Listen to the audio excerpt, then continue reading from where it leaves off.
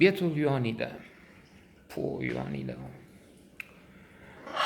I remember I used to be more than impressed by the book on which the film is based. I thought the character something of a role model, such a great man, an architect. I even remember the name he gave to his turtle. He had a turtle in the house, and it was named Seneca. And it felt like this is the type of man you want to be, or I wanted to be. The writer, George Călinescu, seemed to be such a great man, terminal creator.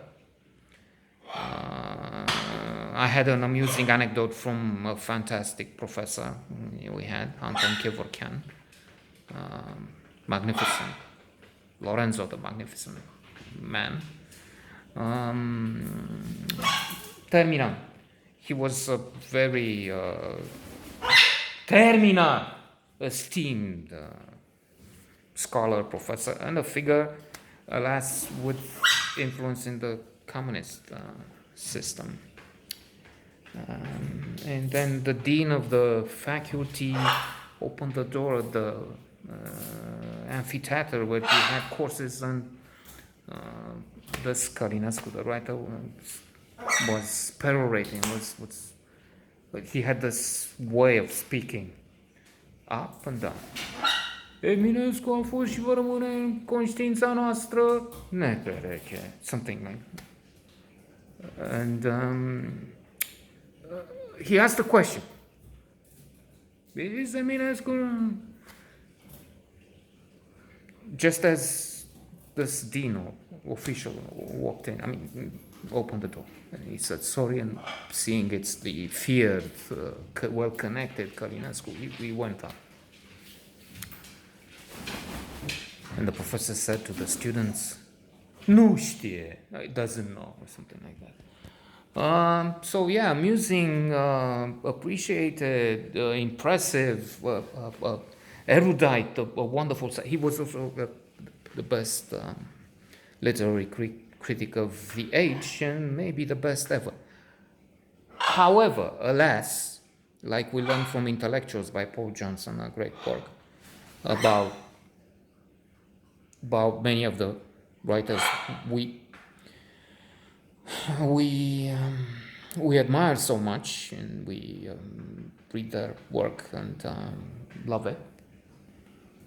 Tolstoy, yes, I love his work.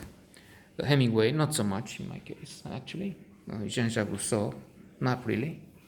Ibsen, yes. And then quite a few others. They were obnoxious, the argument is, in their private life. Or at least they had some very dark side that, indeed, in the case of Tolstoy,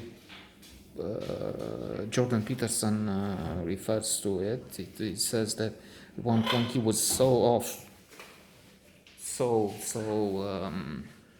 afraid of himself, that he never walked with a rope or a gun to the shed, afraid that he would hang or shoot himself.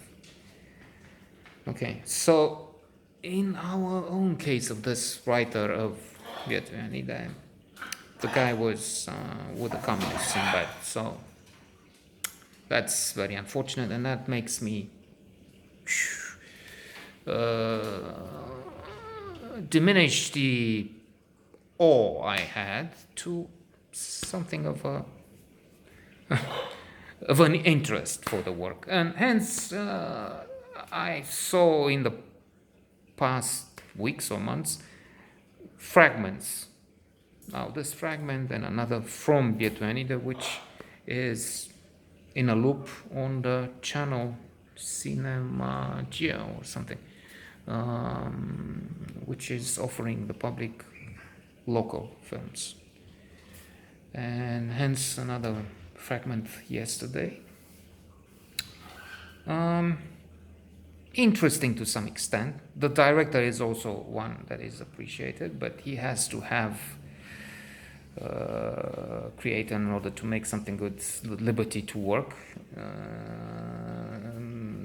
and to be able to breathe without a censorship, which was the case here.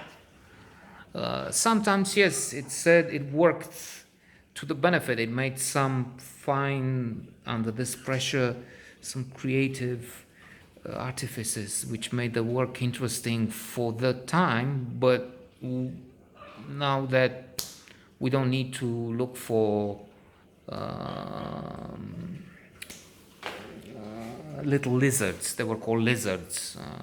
A suggestion: a character is hungry. Oh, we know we're all hungry, and bring bread, butter, and ha ha, laughter in the audience because they knew bread, butter. What is that? We don't. They don't exist. They existed, but you had to queue for hours, and the shops were empty, and it was dark. It was cold. It was a prison. So films that would entertain, that would bring some light, some humor, and soothing in the dark days and cold days of communism, are not really interesting anymore. And this is it's a tendency to look at so many flaws that the film has due to censorship. And yes, one has to be a merit finder, not a fault finder. That's the recipe for happiness, and that's the recipe for a longer life, healthier, terminal.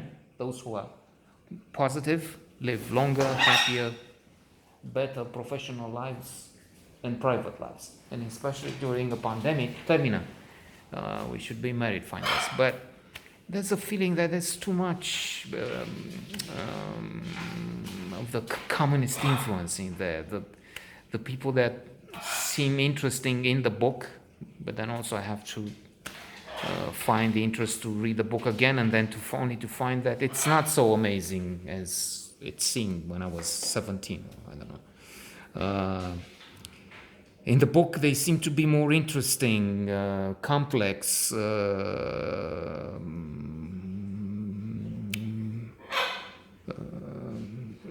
maybe even admirable, funny. Now they just seem like caricatures of the bourgeoisie for the communist public, which has to look at them and say, look at those capitalists, look how greedy, ridiculous they were. In the end, the film it's not really good. It's just maybe mediocre.